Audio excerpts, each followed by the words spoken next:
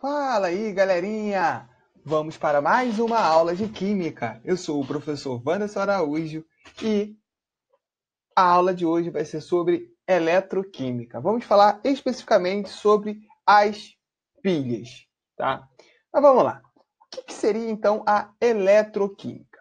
A eletroquímica é o ramo da química que estuda a aplicação do fenômeno de transferência de elétrons com o objetivo de converter energia química em energia elétrica e vice-versa. Então, basicamente, o que a gente vai estudar é como que a reação química trabalha com a eletricidade, de forma de produção de eletricidade ou utilização da eletricidade para fazer uma reação química. Então, a gente tem esses dois tipos de situações, esses dois casos. Conversão de energia química em energia elétrica, que é um processo espontâneo que eu chamo de pilha. Tão famosas pilhas, como a gente fala, ou células galvânicas. E eu tenho um processo onde eu utilizo a energia, né, para fazer uma reação química. Esse processo, por ele precisar da energia elétrica, ele não é espontâneo, e eu chamo ele de eletrólise. Então, basicamente, o que a gente vai ter é o seguinte: a transferência de energia química e energia elétrica eu chamo de pilha, um processo espontâneo.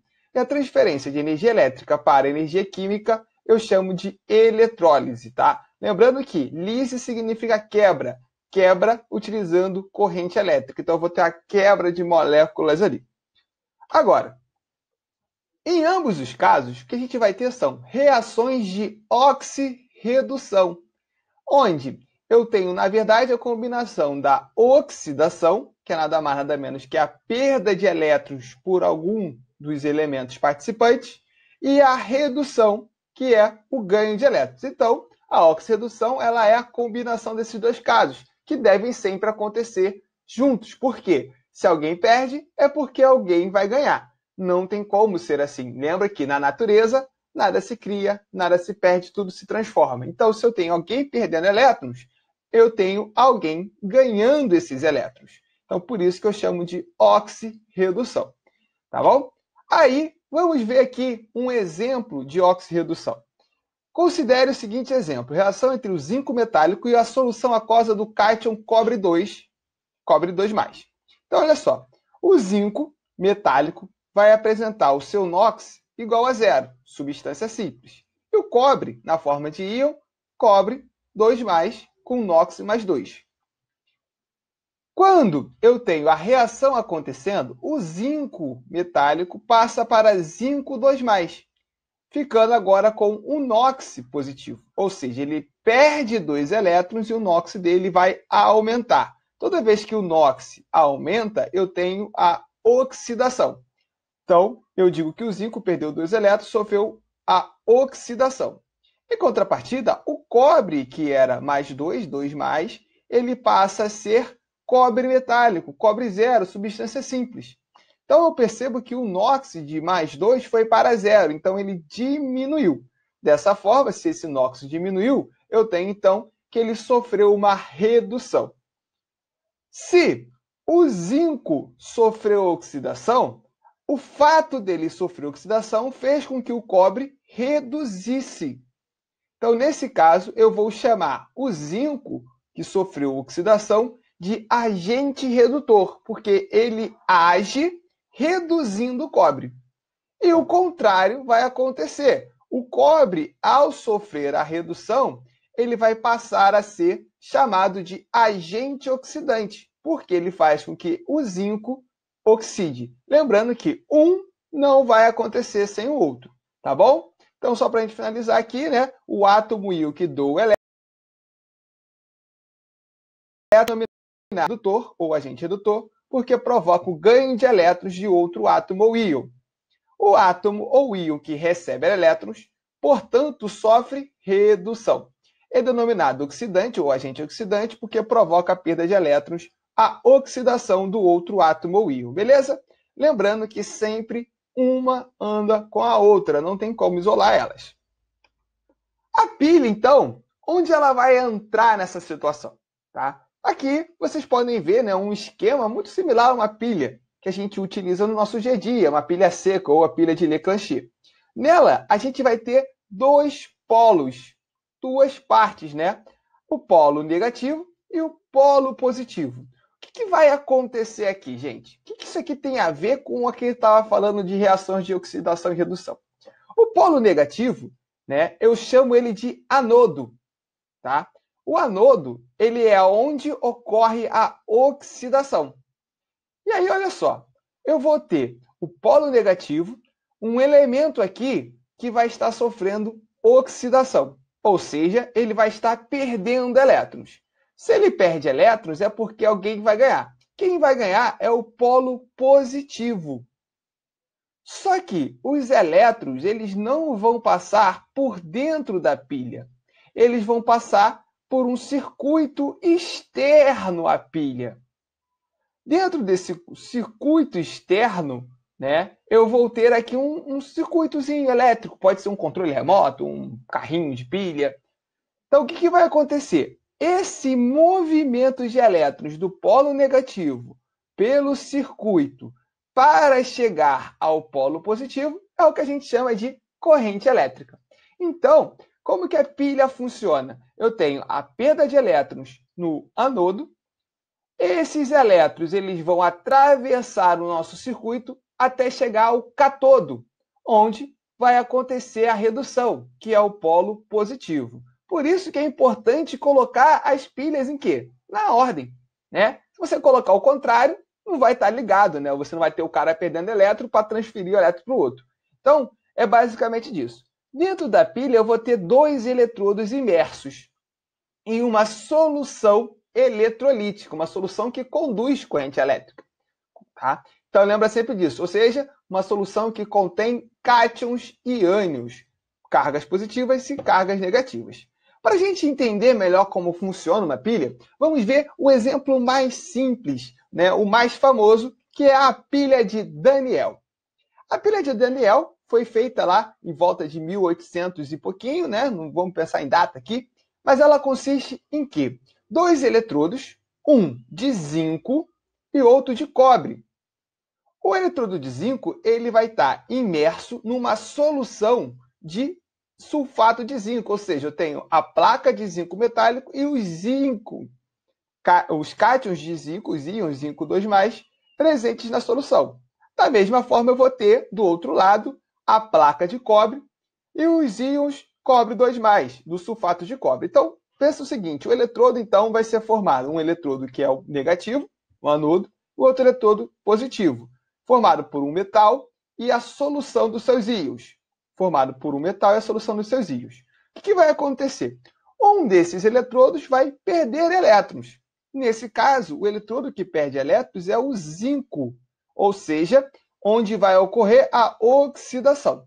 Então, os elétrons eles vão sair do polo negativo, olha aqui, ó, vão passar por um fio, e aqui eu tenho, por exemplo, né, um exemplo de uma lâmpada, né, uma lâmpada acesa. Então, eles vão fazer com que essa lâmpada funcione e vão chegar ao catodo, onde esses elétrons vão ser transferidos para a solução e o cobre 2+ vai receber esses elétrons, virando cobre 0.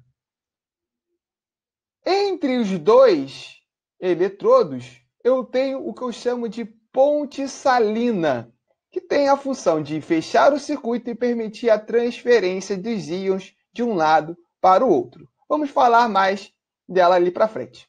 Mas vamos lá. O que acontece na pilha quando eu olho para um eletrodo e olho para o outro eletrodo? Então, no anodo, ou polo negativo da pilha, é o eletrodo onde saem os elétrons, no qual ocorre a oxidação. Lembra que eu falei? Anodo, ocorre oxidação, perda de elétrons. No esquema que a gente viu, o zinco metálico da placa doa 2 elétrons que seguem pelo fio condutor em direção ao eletrodo de cobre. Ou seja, o zinco se transforma em cátion zinco 2+, que passa a fazer parte da solução. Então, a reação que vai acontecer é a reação de oxidação. O zinco metálico perde 2 elétrons e se transforma em zinco 2+. Esses elétrons vão girar, vão até o catodo, que é o eletrodo onde vão os elétrons, onde eles vão chegar. Tá? onde vai acontecer a reação de redução, ou seja, alguém vai ganhar esses elétrons. No esquema, quem ganha os elétrons? Os cátions de cobre 2+, que estavam em solução. Eles recebem os 2 elétrons doados pelo zinco, que vieram pelo fio condutor até a placa de cobre e se transformam em cobre. Ou seja, eu tenho os cobres 2+, e eles vão se transformar em cobre, vão ficar juntos da placa de cobre. Então, a reação que vai acontecer é a redução. O cobre 2+, ganhando 2 elétrons e virando cobre metálico. Então, percebam que nós temos 2 reações, uma de oxidação e uma de redução. Mas o processo é um só. Então, nesse caso, convém que a gente escreva a equação global da pilha, que é a combinação das duas, como a gente vai ver aqui. Tá? Então, a reação global da pilha é a soma das reações parciais, ou seja, o que acontece no anodo e o que acontece no catodo. Então, como a gente viu, no anodo, o zinco perde 2 elétrons e se transforma em zinco 2+. E o cobre no catodo, cobre 2+, vai ganhar 2 elétrons, vai formar cobre 0. Percebam que o elétron é produzido na primeira equação e consumido na segunda equação. Então, eu não vou, de uma forma bem didática, observar o elétron no início e nem no final, porque ele é produzido e depois ele é consumido. Então, eu posso cortar eles. Eu posso excluir eles da reação da equação global.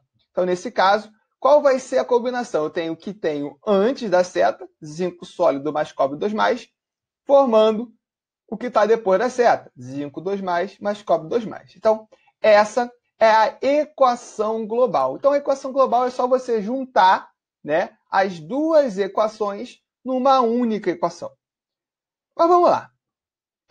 Para a gente entender como funciona esse processo, eu trouxe aqui um esquema bem didático. Então, vocês podem observar aqui, ó, que eu tenho o eletrodo de zinco e o eletrodo de cobre.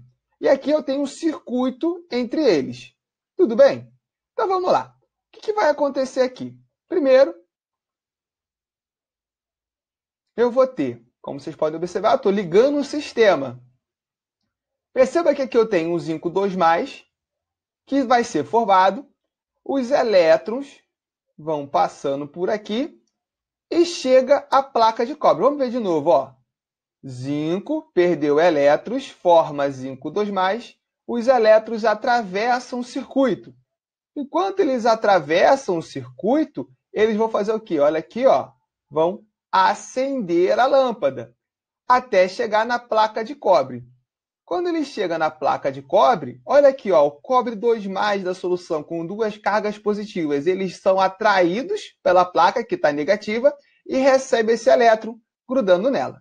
Então, aqui vocês conseguiram ver como funciona, né, a nossa pilha de Daniel. Então, perceba, como eu falei aqui, a questão da equação, né? A equação do anodo, zinco 2+ mais 2 elétrons. A equação do catodo, cobre 2+ mais 2 elétrons, formando cobre sólido.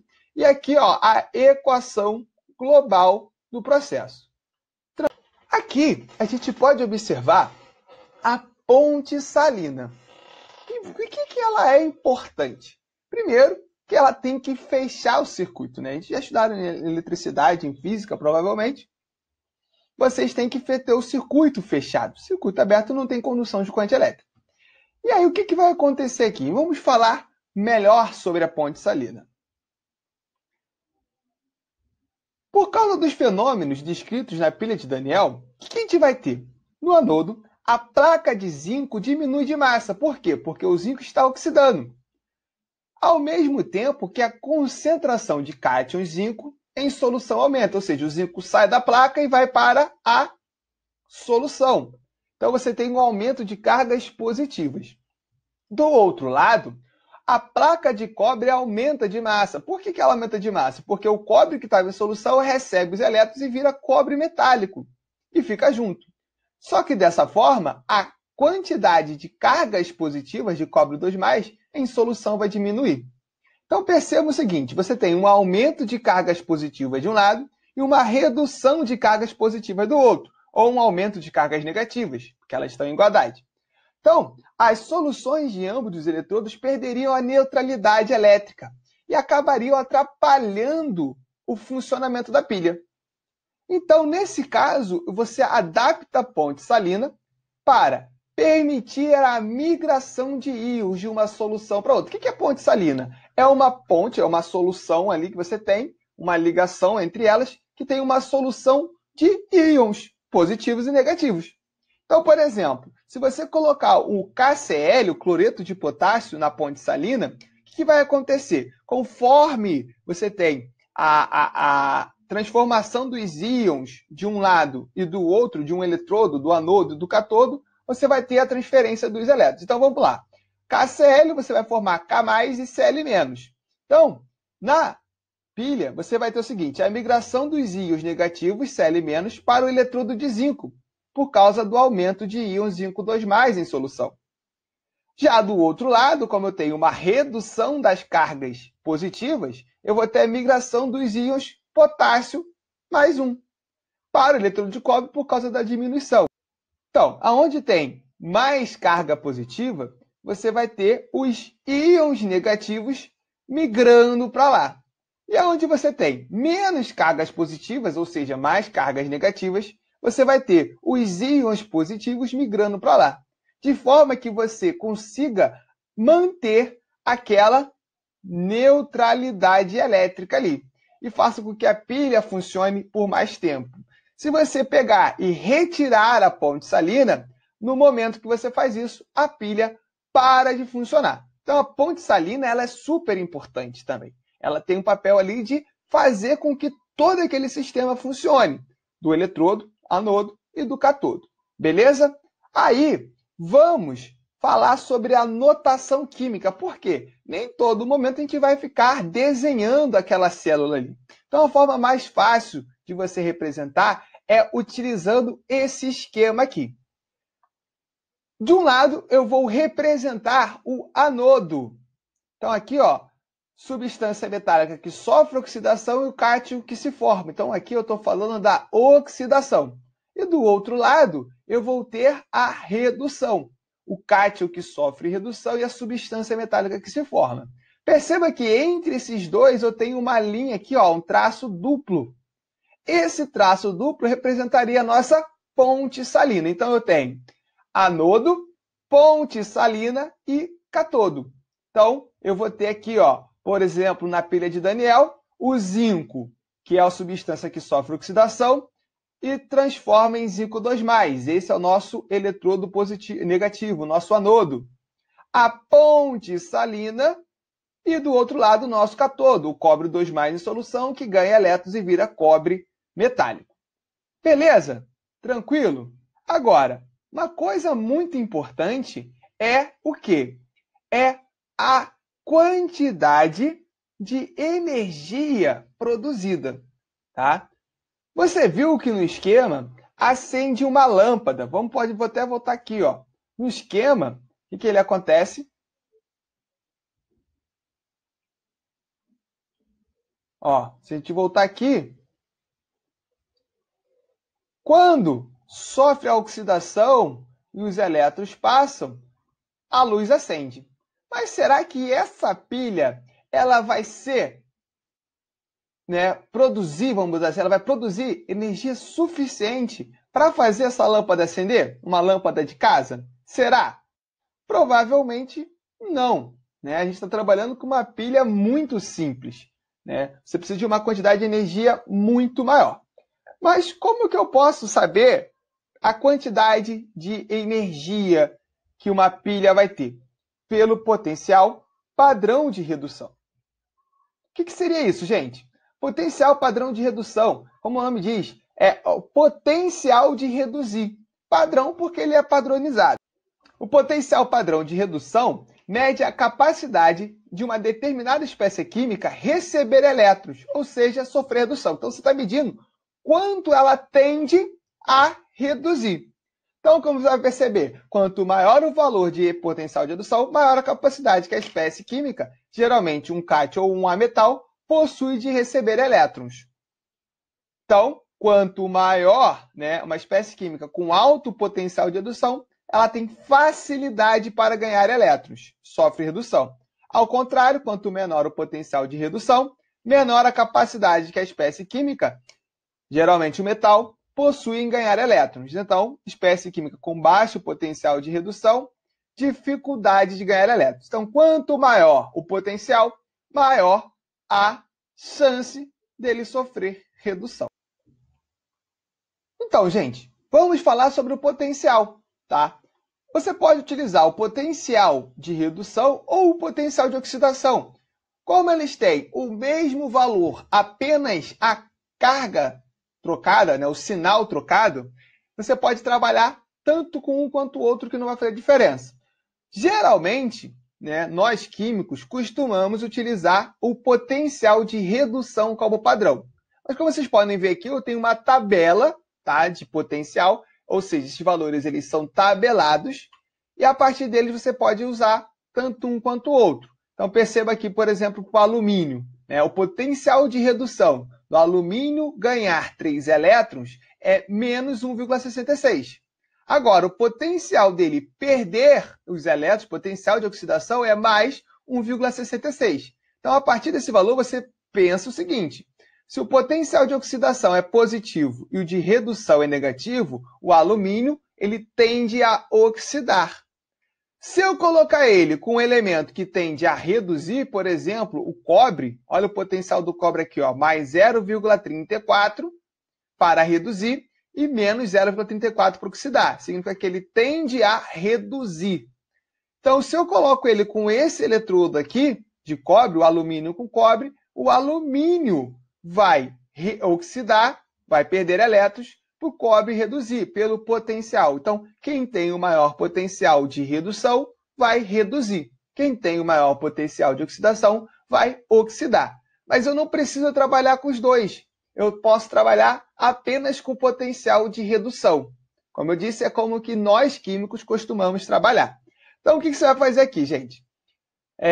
Para você determinar o potencial de uma pilha, você vai fazer o seguinte: você vai calcular a força eletromotriz, o famoso ΔE. Então, como que você calcula isso? Tá? Você vai pegar o potencial padrão do redutor maior e diminuir do potencial de redução do eletrodo menor. Simples assim. Então, por exemplo, na pilha de Daniel, eu tenho que o zinco 2+, mais 2 elétrons, formando o zinco 0, ou seja, o zinco reduzindo, vai ter um potencial de menos 0,76 volts. Cobre 2+, 2 elétrons, cobre 0, potencial mais 0,34 volts. Olhando para cá, a gente chega à conclusão do que acontece na pilha de Daniel. Potencial do zinco é menos 0,76 volts, enquanto o potencial do cobre é mais 0,34 volts. Por ele ter o menor potencial, o zinco, ele sofre oxidação, por isso que ele vai ser o anodo.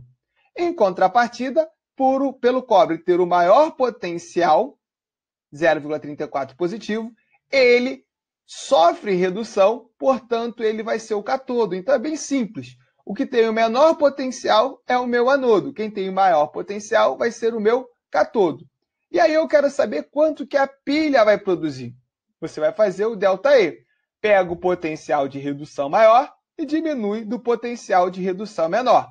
Então, nesse caso, você vai pegar o potencial do cobre menos o potencial do zinco. Então, vai ficar 0,34 volts menos 0,76 volts, o potencial do zinco.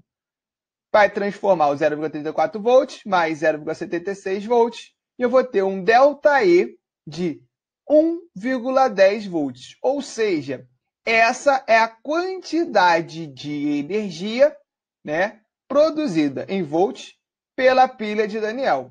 Como eu disse para vocês, 1,10 volts, né, pensando na nossa casa que é 110 volts, né, é uma pequena quantidade de energia que não vai acender uma lâmpada, mas ela é possível de acender um pequeno LED ou algum outro aparelho eletrônico bem mais simples.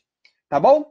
Então, gente, dessa forma aqui, eu vou calcular a força eletromotriz, ou seja, a intensidade de corrente elétrica produzida por ela. Beleza? Então, é isso. Eu espero que vocês tenham gostado da aula e bons estudos, galerinha! Até a próxima!